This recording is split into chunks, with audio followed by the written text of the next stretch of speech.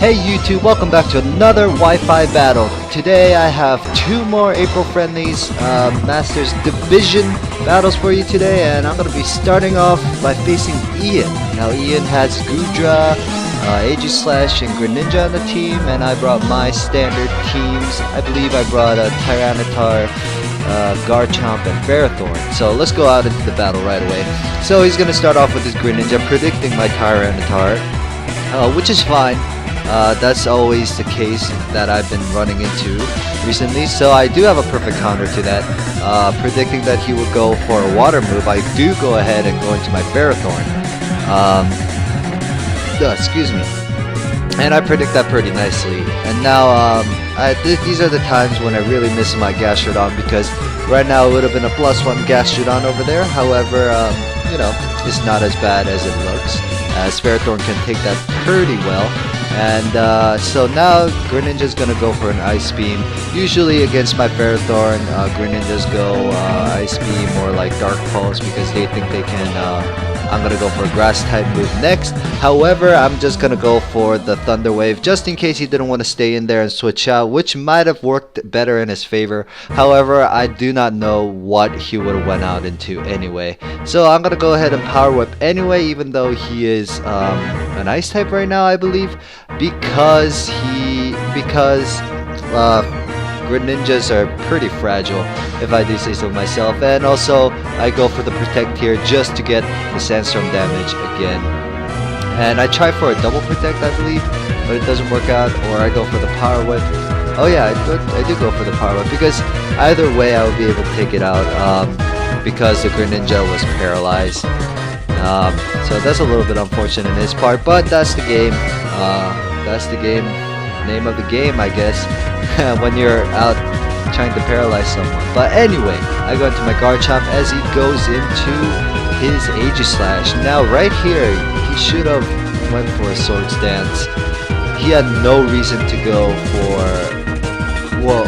for a Sacred Sword. It might have killed my Ferrothorn, or maybe it would have, but yeah, he should have just set up first.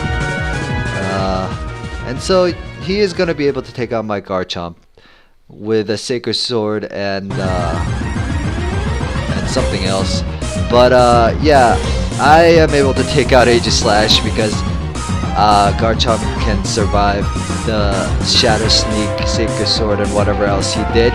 And then he's gonna get taken out because apparently the Aegislash is running Rocky Helmet, which doesn't make sense to me. I met so many Pokemons in April Friendly that had Rocky Helmet on them just randomly and just like bum rushed me over.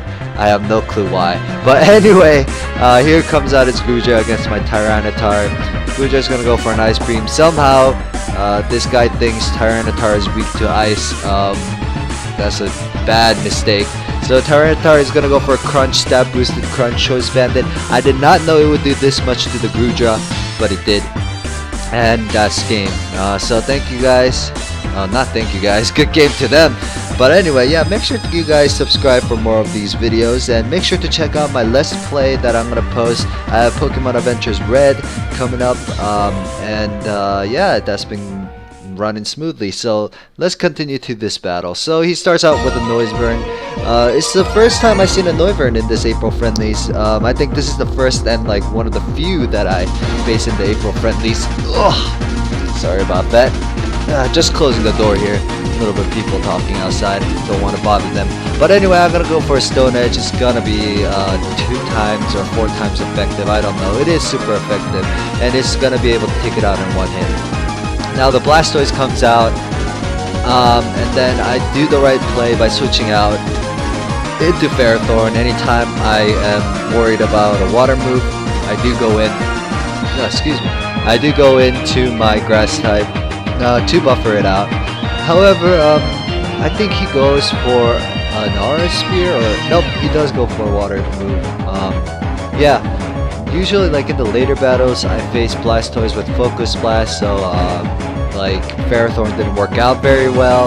However, in this case, it did work out well. And now he's gonna go into his Charizard. I'm gonna go for a Thunder Wave because I have nothing to lose. Ferrothorn can excuse me. Ferrothorn can eat There was Hydro Pump for days, and if he decides to stay in, he has a paralyzed Blastoise. So I'm giving him the choice of which Pokemon I want him to which Pokemon he wants to be paralyzed.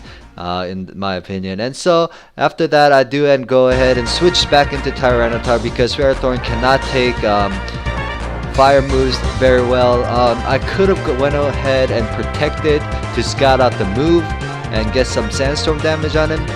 But anyway, he's gonna go ahead and switch out again into his Blastoise, which is the right move because I am gonna go for a Stone Edge and hit that Blastoise for about over half, like 80.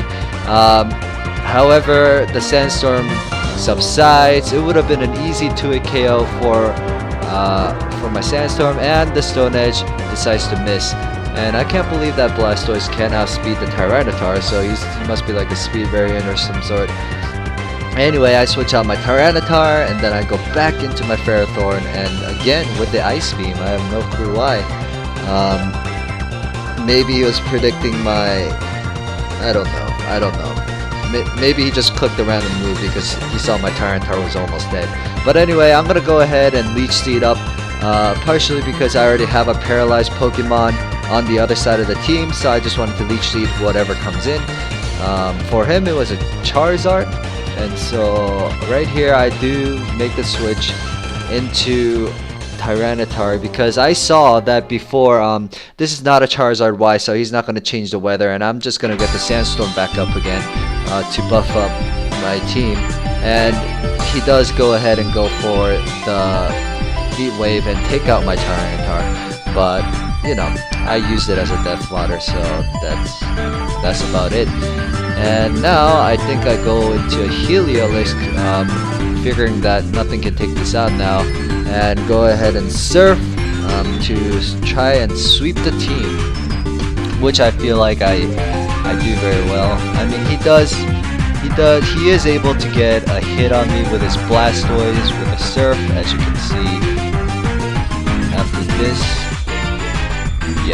After this, he's going to be able to get a Surf off.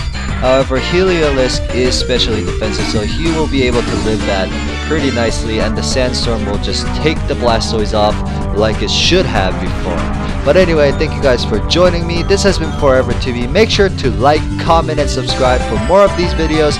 It will really help me out, and I will see you guys, as always, next time.